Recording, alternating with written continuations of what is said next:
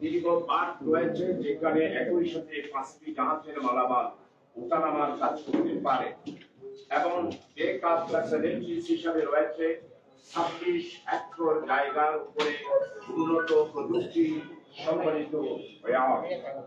বর্তমানে বাংলাদেশের সর্ববৃহৎ কন্টেইনার টার্মিনাল হিসাবে এনসিটি টার্মিনাল বিশ্বব্যাপী পরিচিতি লাভ করেছে। এছাড়া বর্তমানে চট্টগ্রাম বন্দরের মূল আয় আসে এই এনসিটি টার্মিনাল হতে। গত বছরে 2023 এবং 24 এনসিটি থেকে আয় হয়েছে 1377 কোটি টাকা। আমি আবার বলছি, এনসিটি থেকে আয় হয়েছে জাতীয় রাজস্বে 1377 কোটি টাকা। সর্বোচ্চ আয়ের পাশাপাশি রেকর্ড সংখ্যক কন্টেইনার হ্যান্ডলিং হয়েছে, যা পূর্বের বছরের তুলনায় 7.37% এর বেশি। চট্টগ্রাম বন্দরের মোট হ্যান্ডলিং এর 55% এনসিটি টার্মিনালে হয়, যা দেশের অর্থনীতির মূল চালিকা শক্তি হিসাবে অন্যতম ভূমিকা পালন করছে।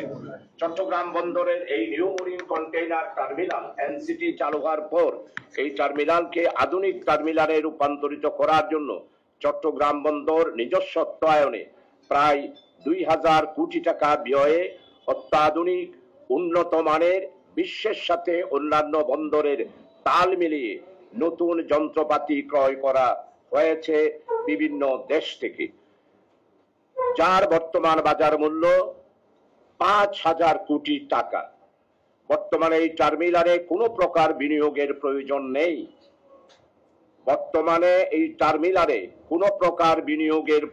নেই। এবং টার্মিনালটি সম্পূর্ণ স্বয়ংসম্পূর্ণ।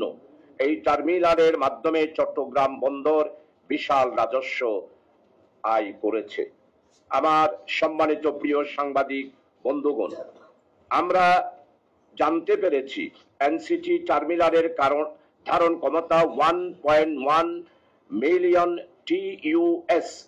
বর্তমানে চট্টগ্রাম বন্দরের শ্রমিক কর্মচারীদের অক্লান্ত পরিশ্রম এবং দক্ষতার ফলে এই টার্মিনালের ধারণ ক্ষমতার চেয়ে বেশি কন্টেইনার হ্যান্ডলিং করা হচ্ছে।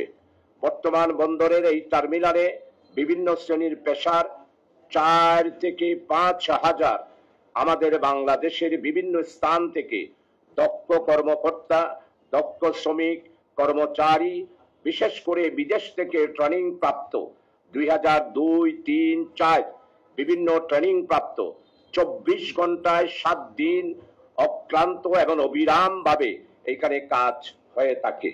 এবং তার সাথে রয়েছে শত শত স্ট্রাইক হোল্ডার এবং তাদের কর্মচারী বৃন্দ। এদের প্রত্যেকের সাথে একটি পরিবার জড়িত।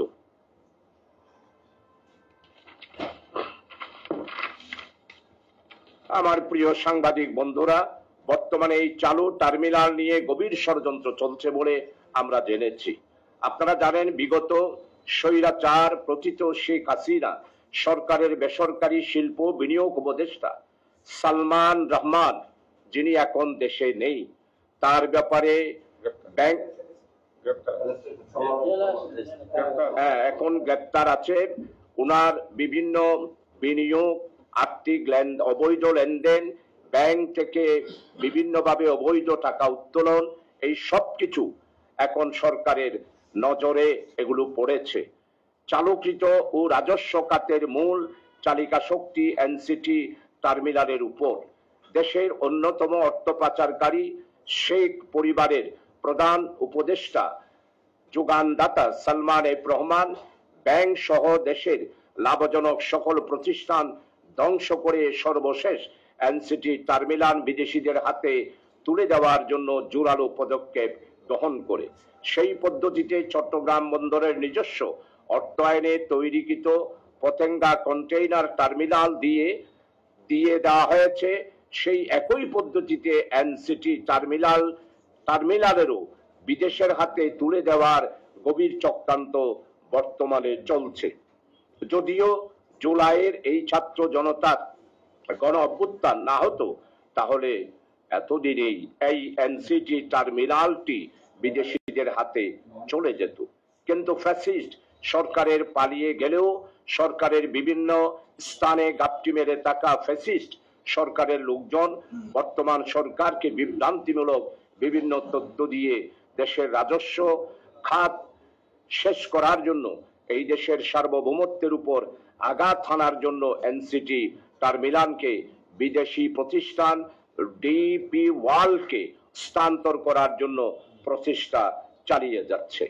এমত অবস্থায় আমাদের দেশের স্বার্থে, জাতির স্বার্থে, স্বাধীনতা সার্বভৌমত্বের স্বার্থে, অখণ্ডের স্বার্থে আমার প্রিয় সাংবাদিক বন্ধুগণ, আপনাদের সদয় অবগতির জন্য জানাচ্ছি যে যদি চট্টগ্রাম বন্দর নিউমোরিং কন্টেইনার টার্মিনাল এনসিটি বিদেশিদের হাতে দেওয়া হয়, তাহলে বাংলাদেশের জাতীয় অর্থনীতি, রাজনীতিতে কি কি প্রতিক্রিয়া সৃষ্টি হবে তার কিছু নমুনা আপনাদের খেদমতে পেশ করছি। এক, সর্বপ্রথম ট্যারিফ নির্ধারিত টাকায় সরকারের বিপুল পরিমাণ বৈদেশিক মুদ্রা হতে বঞ্চিত হবে, যা বাংলাদেশে ব্যাংকের রিজার্ভে বিশাল ধরনের আঘাত আসবে। এছাড়া দেশের অর্থনীতিতে বিরূপ প্রতিক্রিয়া সৃষ্টি হবে। আবার আগামী 1 মাস পরেই আমাদের জাতীয় বাজেট পেশ করার খসড়া এবং তৈরি হচ্ছে বলে আপনারা সবাই জানেন, এবং বাজেট তৈরি এপ্রিলে অথবা মে মাসের প্রথম দিকে ফাইনাল হয়ে যাবে। এমতো অবস্থায় এই বিষয়টি আমাদের জাতির জন্য অত্যন্ত গুরুত্বপূর্ণ। এনসিটিতে নিযুক্ত চট্টগ্রাম বন্দরের নিজস্ব দক্ষ কর্মকর্তা ও কর্মচারী এবং উক্ত টার্মিনালে কর্মরত সংশ্লিষ্ট বিভিন্ন পেশার কর্মকর্তা কর্মচারীগণ চাকুরিচ্যুত হওয়ার সম্ভাবনা বর্তমানে সৃষ্টি হয়েছে। প্রচুর বৈদেশিক মুদ্রা বৈধভাবে বিদেশে চলে যাবে। বর্তমান আয়ের প্রায় অত্যাধুনিক যন্ত্রপাতি সমূহ হস্তান্তরে চট্টগ্রাম বন্দর ক্ষতি হবে প্রায় 4 থেকে 4.5 হাজার কোটি টাকা। চট্টগ্রাম বন্দরের স্থিতিশীলতা নষ্ট হবে, শ্রমিক অসন্তোষ দেখা দেবে, বৈদেশিক বাজারে দেশের ভাবমূর্তি নষ্ট হবে। বর্তমান কর্মরত দক্ষ শ্রমিকদের মাঝে হতাশা বাড়বে, তাদের জীবনমান নিম্নমুখী হবে, অবসর জীবনের অনিশ্চয়তা ও দরিদ্রতা বৃদ্ধি পাবে। যেইখানে বর্তমান হিসাব মতে আমাদের প্রায় 92 লক্ষ যুবক ভাইয়েরা বেকার রয়েছে। এই অবস্থায় এই এনসিটি যদি বিদেশের হাতে দেওয়া হয়, আরো একটি মরার উপরে কার ঘা আমাদের জাতির উপরে চেপে বসবে। যেহেতু 55 বছর 55% আমদানি রপ্তানি এনসিটি টার্মিনাল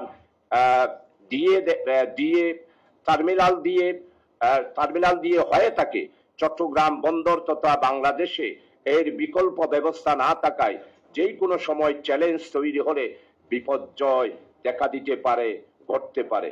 প্রিয় সাংবাদিক বন্ধুরা, এই ছাড়া সর্বোপরি এই টার্মিনালের পাশে বাংলাদেশের সবচেয়ে বেশি গুরুত্বপূর্ণ নৌ হেডকোয়ার্টার নৌবাহিনীর সামরিক ঘাঁটি অবস্থিত, যা রাষ্ট্রীয় নিরাপত্তার ও গোপনীয়তার জন্য হুমকি স্বরূপ হতে পারে। প্রিয় সাংবাদিক বন্ধুরা, আমরা বিদেশি বিনিয়োগ চাই। বর্তমান সরকারের দৃষ্টিতে বিনিয়োগ বাংলাদেশের জন্য অত্যন্ত অর্থনৈতিকভাবে সম্ভাবনার, যার দৃষ্টান্ত আপনারা দেখেছেন। মাননীয় উপদেষ্টা ডক্টর ইউনূস বিশ্ব খ্যাত বর্তমানে রাষ্ট্র পরিচালনায় 5 নম্বর ব্যক্তিত্ব, তিনি চায়নার সাথে আমাদের বাংলাদেশে বিনিয়োগের জন্য $2086 ট্রিলিয়ন একটি চুক্তি উনি সম্পাদন করেছেন। যেই চুক্তির বদৌলতে আমাদের 92 লক্ষ বেকার যুবকদের কর্মসংস্থার সৃষ্টি হওয়ার বিশাল সম্ভাবনা দেখা দিয়েছে। বর্তমানে মাননীয় প্রধান উপদেষ্টা পৃথিবী থেকে প্রায় 82টি দেশের বিনিয়োগকারীদের সামিট করেছেন। সেইখানে অনন্য 54 বছরের রাজনৈতিক ইতিহাসে ঐতিহাসিক দৃষ্টান্ত প্রত্যেকটা রাজনৈতিক দলকে উনি দাওয়াত দিয়েছেন, সামিটে আলোচনা পেশ করেছেন, বিভিন্ন বক্তব্য পেশ করেছেন। আমাদের বাংলাদেশ জামাত ইসলামীর সম্মানিত সেক্রেটারি জেনারেল জননেতা সাবেক এমপি জনাব মিয়া মোহাম্মদ গোলাম পরোয়ারও সেইখানে তার অভিব্যক্তি এবং মতামত সেখানে পেশ করেছে। তাই আমরা বিনিয়োগের পক্ষে, বিনিয়োগ হওয়া অত্যন্ত বাংলাদেশের জন্য অপরিহার্য, কিন্তু সেই বিনিয়োগ হোক গ্রিন ফিল্ডে, সেই বিনিয়োগ হোক গ্রিন ফিল্ডে। আমাদের স্পষ্ট চট্টগ্রাম মহানগরীর পক্ষ থেকে আমরা স্পষ্টভাবে এই বিনিয়োগ যাতে গ্রিন ফিল্ডে হয় সেই জন্য আমাদের সার্বিক সহযোগিতা চট্টগ্রাম মহানগরী জামায়াতের পক্ষ থেকে আমরা সরকারকে, বন্দরকে, সংশ্লিষ্ট কর্তৃপক্ষকে সার্বিকভাবে আমরা সহযোগিতা করব। যেইভাবে গতকাল চট্টগ্রামের বন্যা নিয়ন্ত্রণের জন্য, জলবদ্ধতার জন্য নিজস্ব অর্থায়নে আমরা খাল খনন করেছি, যেমন দেশের বিভিন্ন স্থানে ইকোনমিক জোনগুলোতে বিদেশিরা এসে বিনিয়োগ করছে, ঠিক তেমনি আমাদের টার্মিনাল হতে শুরু করে সীতাকুণ্ড, মিরসরাই, সুবিধা রয়েছে, সেইখানেই বিনিয়োগ আসুক, আমাদের কোনো আপত্তি নাই। স্বাভাবিকভাবে বিদেশি বিনিয়োগ আসলে আমরা সংশ্লিষ্ট কর্তৃপক্ষকে যথাযথভাবে জনমতন করার জন্য আমরা তাদের সাথে কাজ করব। কিন্তু আমাদের নিজস্ব অর্থায়নে তৈরি টার্মিনাল, এইখানে কোনো বিনিয়োগের দরকার নেই, কেন বিদেশিদের দেওয়া হবে আমাদের বোধগম্য নয়। এটা যদি করা হয় তাহলে অবশ্যই জনগণের কাছে সরকারের পক্ষ থেকে স্পষ্টভাবে জনমত যাচাইয়ের জন্য জনমতের কাছে এই বিনিয়োগের ব্যাপারে তাদের জনমত আদায় করা, জনগণ পক্ষে আছে কি নাই সেটা জনমত নেওয়ার জন্য আমরা একান্তভাবে মহানগরী জামায়াতের পক্ষ থেকে একান্তভাবে সবিনয়ে আমাদের উপদেষ্টা মহোদয়দের কাছে, চট্টগ্রাম বন্দরের কাছে আমরা অনুরোধ করছি। আমার প্রিয় সম্মানিত সাংবাদিক বন্ধুরা, পরিশেষে বলতে চাই, আমাদের দেশের সকল আপামর জনসাধারণের স্বার্থে এবং দেশের স্বার্থে চট্টগ্রাম বন্দরে চালুকৃত টার্মিনাল, এনসিটি টার্মিনাল, যেটি পূর্বের ফ্যাসিস্ট সরকারের এজেন্ডা, বিদেশিদের হাতে তুলে দেওয়ার ষড়যন্ত্র রুখে দিতে হবে। পাশাপাশি এই ষড়যন্ত্রের সাথে জড়িত তাদের খুঁজে বের করে কঠিন বিচারের মুখোমুখি করার জন্য আমি সবিনয়ে অনুরোধ করছি। অন্যথায় ছাত্র জনতা, বৈষম্য বিরোধী ছাত্র আন্দোলনের যে চেতনা, 24-এর সেই 36শে জুলাইয়ের আমাদের নতুন বাংলাদেশের যাত্রা, আজকে আমার মনে হয় দেশ ও বন্দর রক্ষার জন্য যেই কোনো কঠিন পদক্ষেপ গ্রহণ করতে আমরা বাধ্য হব। সাংবাদিক বন্ধুরা, এছাড়া চট্টগ্রাম বন্দরে 2500 কোটি টাকা ব্যয়ে নির্মিত পতেঙ্গা টার্মিনালের, কন্টেইনার টার্মিনালের অলাভজনক দেশবিরোধী চুক্তি বাতিল করে জি2জি এর পরিবর্তে উন্মুক্ত দরপত্র আহ্বানের মাধ্যমে বন্দরের দক্ষ জনশক্তির কর্মসংস্থান অক্ষুণ্ণ রেখে পতেঙ্গা কন্টেইনার টার্মিনাল চট্টগ্রাম বন্দর কর্তৃপক্ষের নিজস্ব উদ্যোগে পরিচালনা করতে হবে। এতে করে দেশের মানুষের কর্মসংস্থানের পরিবেশ তৈরি হবে এবং দেশি মুদ্রা অর্জন করতে পারবে, দেশের টাকা বিদেশে যাওয়ার রক্ষা পাবে। পাশাপাশি দেশ বিরোধী শক্তি দেশের জনগণের কাছে উন্নয়ন হবে এবং একটি নিরপেক্ষ তদন্ত কমিটি দ্বারা চুক্তিটি পর্যালোচনা করে বাতিল করার, বিদেশি নিয়ম অনুসারে বাতিল করার উদ্যোগ গ্রহণ করতে হবে। অন্যথায় ছাত্র, শ্রমিক, কর্মচারী এবং বাংলার সমস্ত জনগণ আবারও জাতির সাথে ভবিষ্যতের জন্য এই কঠিন গ্রহণ করতে বাধ্য হবে। বাংলাদেশ জিন্দাবাদ, বাংলাদেশ জামাত জিন্দাবাদ। চট্টগ্রাম মহানগরীর পক্ষ থেকে আপনারা এসেছেন, এই জন্য আপনাদের কাছে কৃতজ্ঞতা প্রকাশ করছি।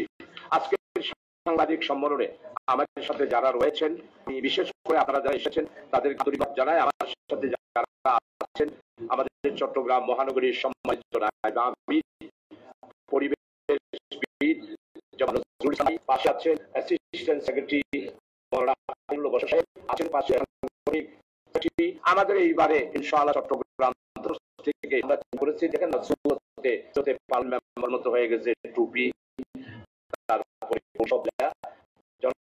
জনতা আমার বন্দর নিয়ে দীর্ঘদিন ধরে করেছেন, সংলাপ করেছেন, লড়াই করেছেন। আমার বাচ্চা আছে মহানগরী জামাতের সেক্রেটারি অধ্যক্ষ নুরুল আমিন, উনিও আবার নির্বাচন করবেন, খবর পাচ্ছি উনি এমপি এখনই হয়ে গেছে। সাংবাদিক বন্ধু, আপনাদের সবারই প্রিয় জনাব আমর ভাই আছেন।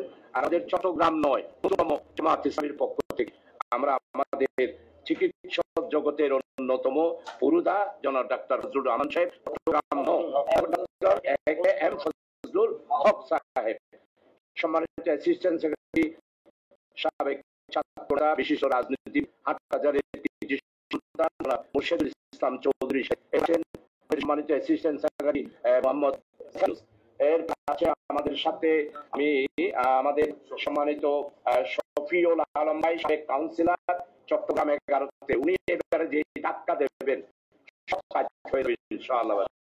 আপনারা একটু দোয়া করেন, বক্তৃতায় অসম্ভব ভালো। আমাদের বন্ধনের ভাই অনেকদিন কাজ করছেন, ওনার সহযোগিতা, সংঘের সহযোগিতা, চেয়ারম্যানদের সহযোগিতা ওনাদের, এরপরে সেক্রেটারি জনাব ভাই, তারপরে